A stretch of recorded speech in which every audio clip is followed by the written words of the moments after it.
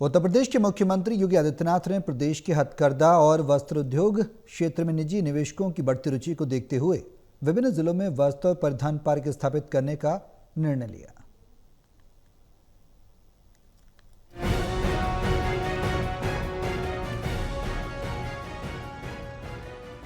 मुख्यमंत्री योगी आदित्यनाथ ने प्रदेश के हथकरघा और वस्त्र उद्योग क्षेत्र में निजी निवेशकों की बढ़ती रुचि को देखते हुए विभिन्न जिलों में वस्त्र एवं परिधान पार्क स्थापित करने का निर्णय लिया है। मंगलवार को एक उच्च स्तरीय बैठक में मुख्यमंत्री योगी आदित्यनाथ ने कहा है कि उत्तर प्रदेश पारंपरिक हथकरघा और वस्त्र उत्पादों की समृद्ध धरोहर वाला राज्य है, जिसकी क्षमता का सही उपयोग होने पर प्रदेश को राष्ट्रीय ही नहीं बल्कि वैश्विक स्तर पर भी नई पहचान दिलाई जा सकती है।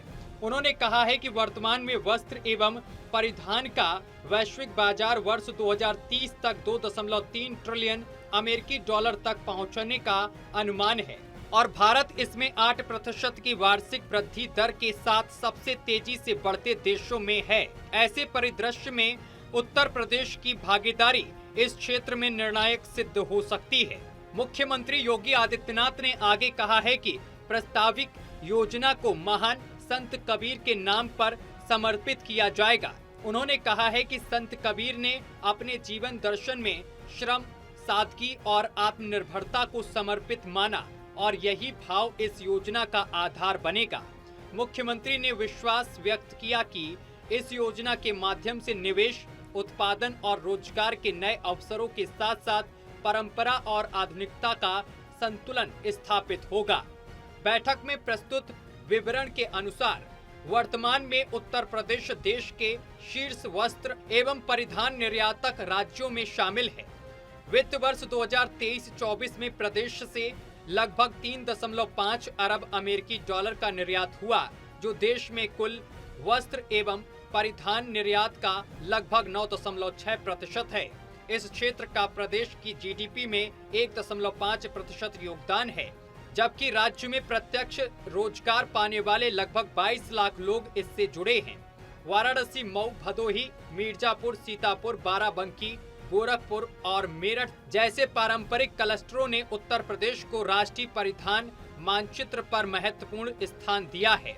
अधिकारियों ने बताया है कि निवेश सारथी पोर्टल पर अब तक वस्त्र एवं परिधान क्षेत्र से जुड़े 659 प्रस्ताव प्राप्त हुए हैं।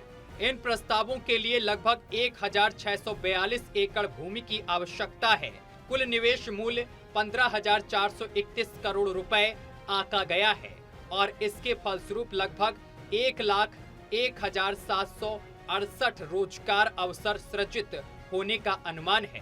प्रत्येक पार्क न्यूनतम 50 एकड़ भूमि पर विकसित किया जाएगा और इनमें प्रसंस्करण उद्योगों के लिए कॉमन एफ्लुएंट ट्रीटमेंट प्लांट की स्थापना अनिवार्य होगी।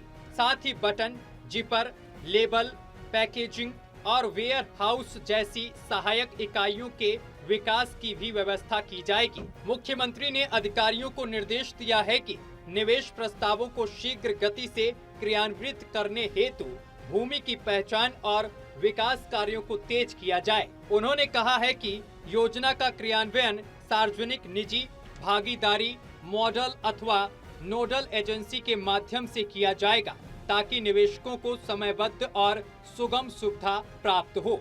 सरकार की ओर से पार्कों तक सड़क, विद्युत और जल पूर्ति जैसी आधारभूत सुविधाएं प्राथमिकता पर उपलब्ध कराई जाएंगी।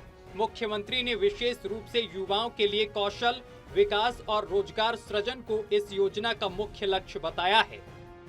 लखनऊ से आकाश शेखर शर्मा की रिपोर्ट, टोटल टीवी न्यूज।